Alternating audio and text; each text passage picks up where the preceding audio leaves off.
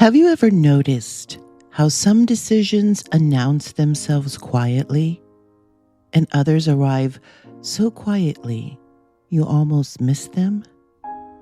If I Could Say One More Thing is a podcast about those quieter moments, the ones that don't come with applause or clear explanations, but still change how we understand ourselves. Each episode begins with a story inspired by a real request, a moment someone couldn't quite name, but couldn't ignore either. And then a conversation that stays with the question instead of rushing toward an answer. This episode begins with an invitation and a woman named Madison. Madison is 28, and when she reached out to me, she wasn't looking for a big story or a dramatic turning point. She wanted to understand a quiet moment in her life, one where nothing went wrong, but something shifted. The story you're about to hear doesn't use her name. That's intentional. What it follows instead is the inner conversation that unfolds when you pause long enough to ask yourself what you actually need before you explain anything to anyone else. This is a story about discernment, timing, and learning when staying home can be its own kind of arrival. The invitation arrives on a Thursday, which feels deliberate, like the universe choosing a day that doesn't ask me to be brave or rested, just awake. Thursday is the day of almosts. Almost the weekend, almost tired, almost ready to decide something you've been postponing under the polite disguise of being busy.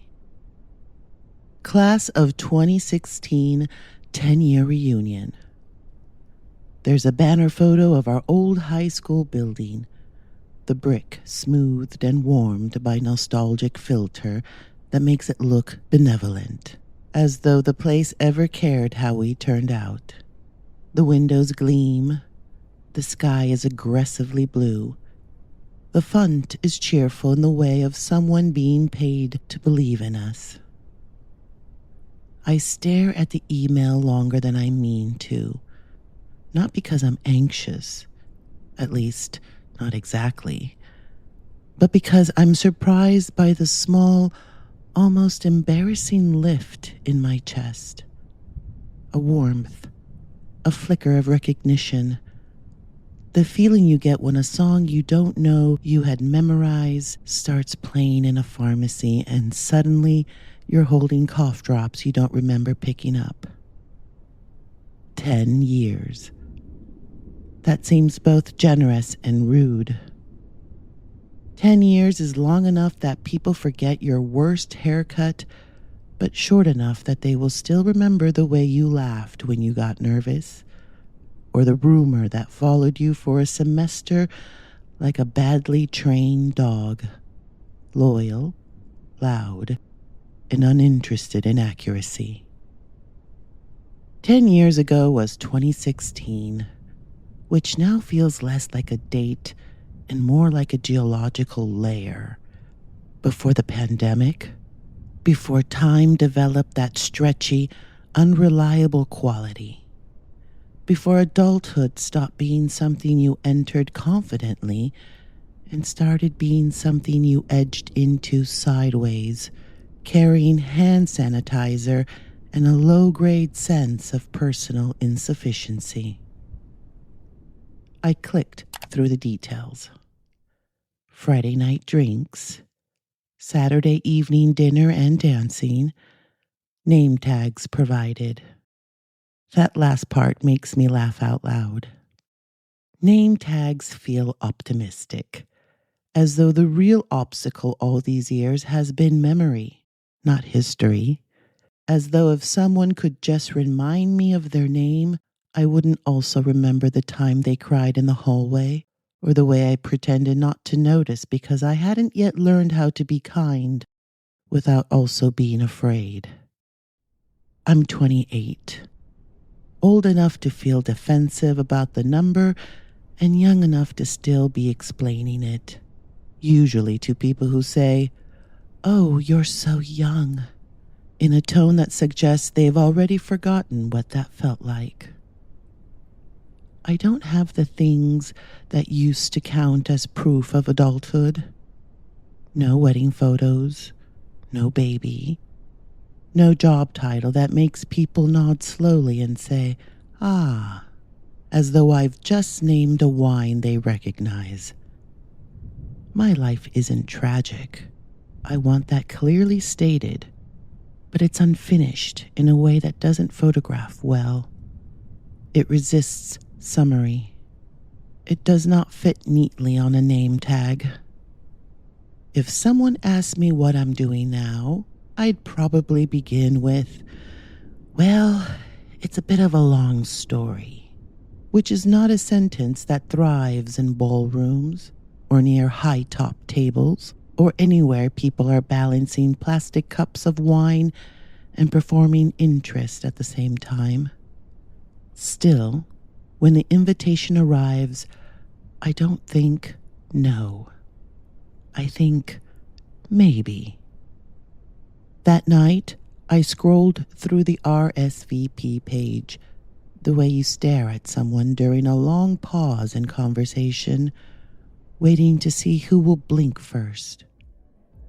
I imagine walking into the venue, some hotel ballroom, with lighting designed to forgive everyone equally. The kind of lighting that says, "You're fine. We're not here to be exact."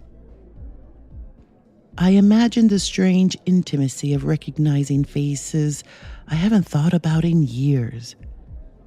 People who once knew the shape of my backpack, the way I held my pen, the cadence of my voice before I learned to sand it down.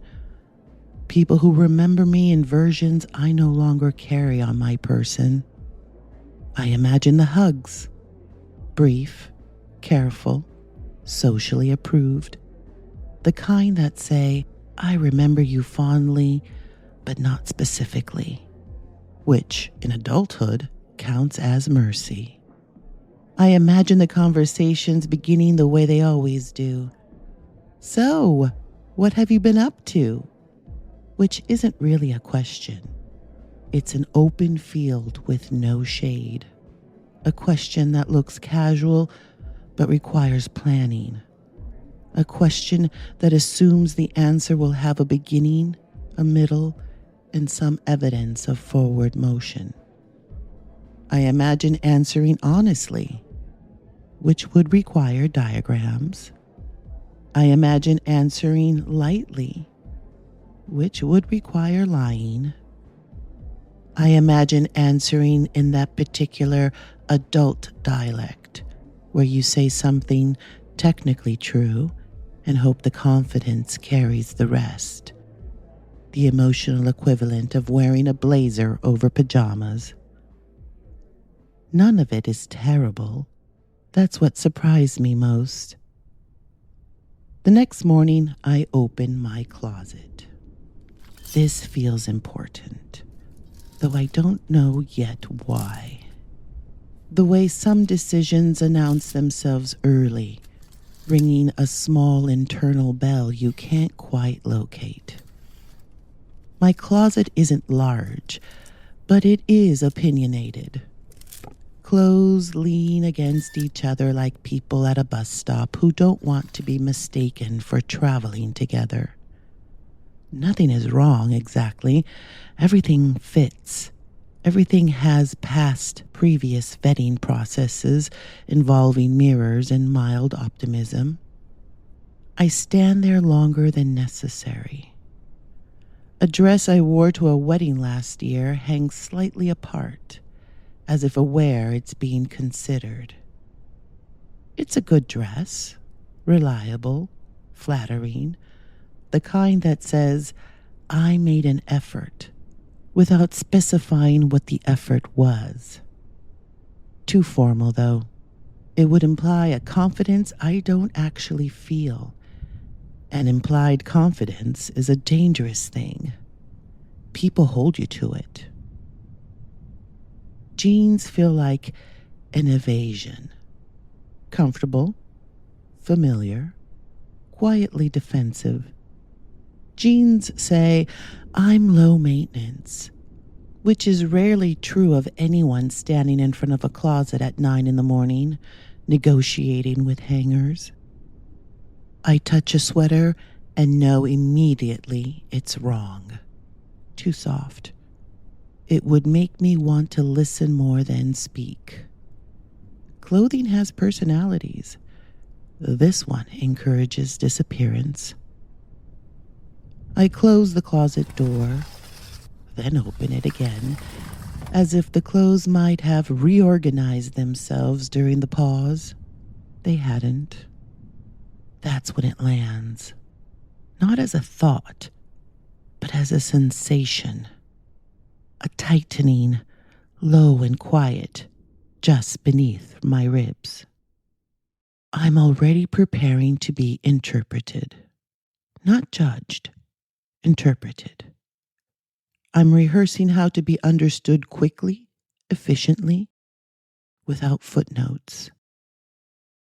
Choosing clothes not for comfort or joy, but for legibility, for clarity that can survive background music and polite interruptions.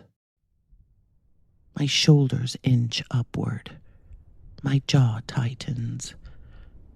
I notice I'm holding my breath the way I used to before oral presentations, when I believe oxygen was something you earned by being concise. I don't like how familiar this feels. In high school, I was fine. Not popular, not invisible. The kind of student teachers remember but couldn't quite place. Good at group projects because I listened. Good at essays because I noticed things others skipped. Bad at raising my hand unless I was absolutely sure. People liked me, I think. But liking me often comes with a simplified version, like a pencil sketch where the outline was confident, but the shading unfinished. Standing there now, I know exactly who I would become at the reunion. Polite, accurate, mildly self-deprecating.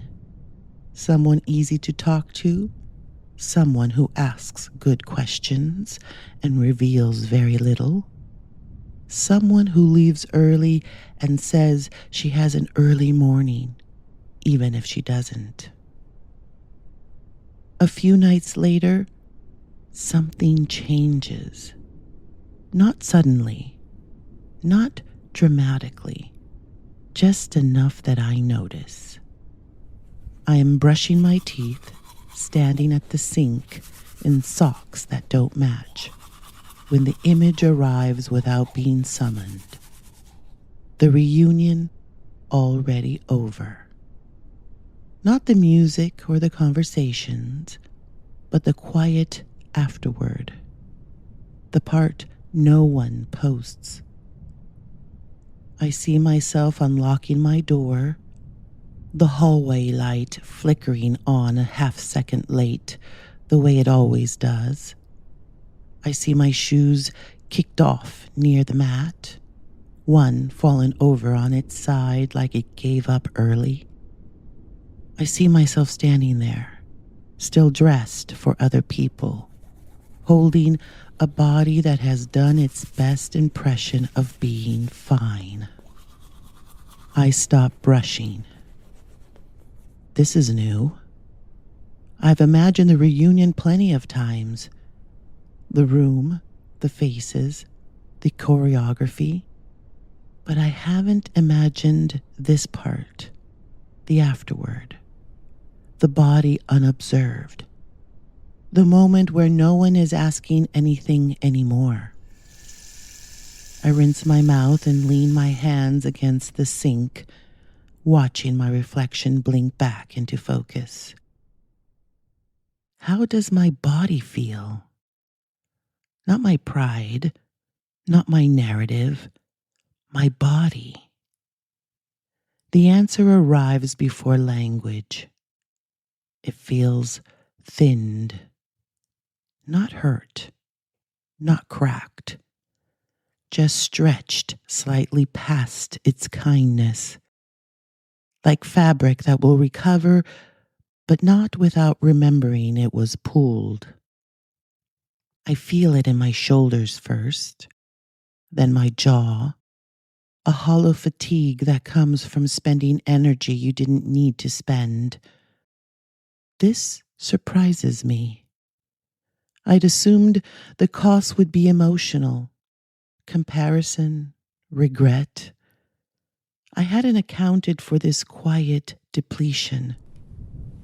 I sit on the edge of the bed and let the image continue, changing into pajamas, folding the dress carefully, because I always do, scrolling through photos of the night, smiling faces, arms around shoulders, proof. I don't see myself sad. I see myself tired in a way that feels avoidable. And something in me resists that. Not fear, clarity. This is when I understand what's at stake. Not confidence, not insecurity, timing. My life right now feels tender in a way I don't want to package yet. It's still asking questions, still rearranging furniture, still changing its mind. I don't want to narrate it to people who remember me in permanent ink. Not because they're wrong, because I'm not finished revising. The RSVP deadline approaches. I open the email one last time. There's a real moment where I hover over yes, out of generosity, curiosity, the belief that showing up is usually a good thing. And maybe in another season, it would be. But this season feels interior. Something in me says, gently, you don't have to go just because you could. It doesn't feel like retreat. It feels like permission. I click no. The page thanks me and closes. No follow-up, no guilt. Just a quiet choice. On the night of the reunion, I stay home. Not as a statement, not dramatically. I cook pasta, the kind that doesn't ask much of you. Olive oil, garlic, something green. The kitchen smells like heat and ease. I pour a glass of wine and scroll briefly through my phone. Photos appear. Name tags, smiles. Someone recreating a joke from senior year like it's a ritual. Everyone looks good. Not curated. Human. I feel a real warmth for them. A hope that the night is kind. Then I put the phone down. There's a particular quiet that arrives when you choose not to be somewhere. Not loneliness. Space. No part of me is bracing. I'm not waiting for regret to arrive and correct me. Instead, my body settles, as if I stayed with myself instead of abandoning her for an evening. Later, in the shower, steam loosens my shoulders and my thoughts. I stand there longer than necessary, letting the water do its small miracle. I think about how often we confuse bravery with exposure, how often we believe growth requires an audience. But some seasons of becoming are private. Some versions of ourselves need room more than applause. I don't feel superior for not going. I don't feel afraid. I feel intact. The next morning, I wake without that thin, buzzing exhaustion that sometimes follows social performance, even good ones. I make coffee. I sit by the window. My life is unfinished, but it feels whole enough to live inside. I think briefly of the people I didn't see. I'll see some again. Others I won't. That feels okay. 10 years from now, maybe I'll go. Maybe I'll walk into a room without needing to summarize myself at all. Or maybe I won't. Either way, I trust myself to know. For a long time, I believed confidence meant going everywhere you were invited. Now I think it might mean knowing when to stay. Not because you're afraid, but because you're listening. That night, before bed, I crossed the reunion date off my calendar. The square is empty. And somehow, that feels like enough. Before we move into the conversation, I want to tell you a little bit about why this story exists.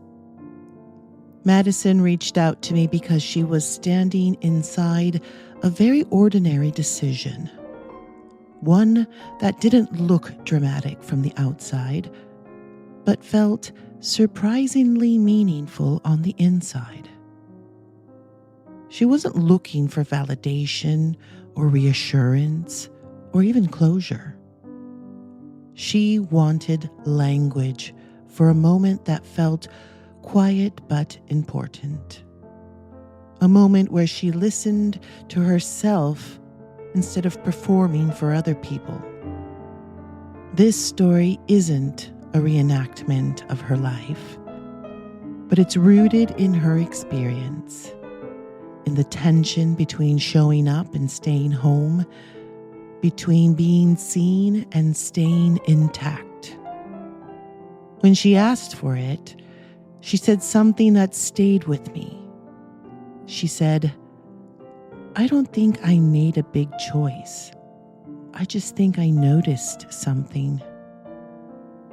As always on this podcast, names and identifying details have been changed to protect privacy. Not because the feelings are fragile, but because they're personal.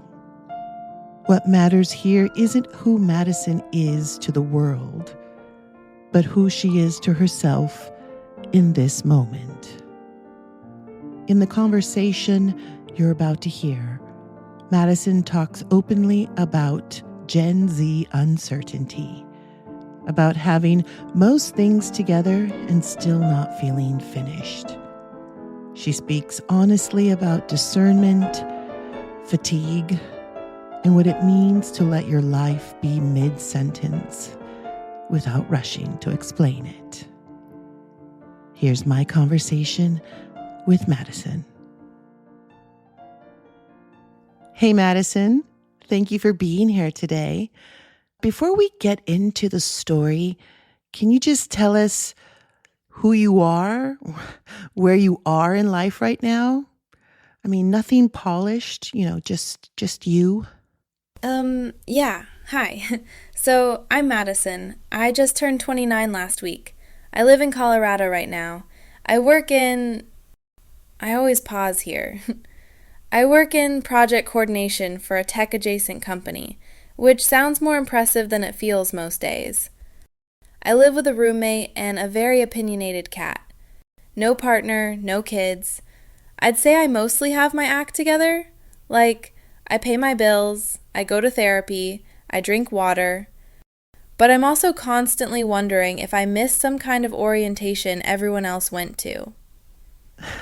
That feeling of missing the orientation, that feels very familiar. But when you first heard the story, was there a moment where you thought, oh, this is exactly it? Honestly, the closet. That part where she's standing there thinking, what version of me am I about to put on? I was like, oh, wow, yeah, that's not even about clothes. That's about branding yourself for people who knew you before you were done becoming a person. And also the part about being fine in high school. That hurt in a very specific way. That word you used, branding, that that really stayed with me. Do you feel like a Gen Z woman that you're constantly being asked to explain yourself before you're ready to? Yes, all the time. It's like every forum, every conversation, every family dinner is asking, so what's your thing? Where are you going? What's the plan? And the truth is, a lot of us are still surviving. We graduated into chaos. The economy is weird. Jobs are weird. Housing is a joke. So when someone asks, what have you been up to? It feels less like curiosity and more like a pop quiz you didn't study for. That makes so much sense. One of the things I loved about your choice not to go to the reunion was that it didn't come from fear. It came from listening to your body. That feels very different from how previous generations were taught to make decisions. Yeah, I think we're really tired of pushing through. Like, our parents' generation was taught that if something feels uncomfortable, you just endure it. You prove something. But for us, there's this question of why? Who is this actually for? And also, we're very aware of burnout, like clinically aware. Can you talk a little bit about that difference? Yeah, I didn't feel insecure. I felt protective. My life right now is still soft. It's still becoming. And I didn't want to flatten it into a sentence just so it could be consumed politely over loud music. That word, soft. I love that. It feels like something that people don't talk about enough. What does it mean to you right now? I think it means my life isn't ready to be summarized yet. I think Gen Z is very self aware, but also very unsure if we're doing it right. We've unlearned a lot of toxic stuff, but we haven't fully learned what replaces it. So you end up emotionally literate but financially stressed, self-compassionate but exhausted. That's that's such a clear way of putting it. Did you ever worry, even for a second, that choosing not to go might be avoidance dressed up as wisdom? Oh, yeah, totally. I definitely had a moment where I thought, am I just scared and calling it discernment? But when I really sat with it, my body wasn't anxious. It was tired. And that felt like an honest signal. That distinction feels important. Fear is loud. Fatigue is quieter. Exactly. And also, I think Gen Z is very okay with saying, this doesn't serve me right now. That doesn't mean never. It just means not today. What was that night actually like? Knowing that everyone else was there and you weren't. Honestly, peaceful. A little weird at first. Like I was skipping school, even though no one was taking attendance. But then I just felt present.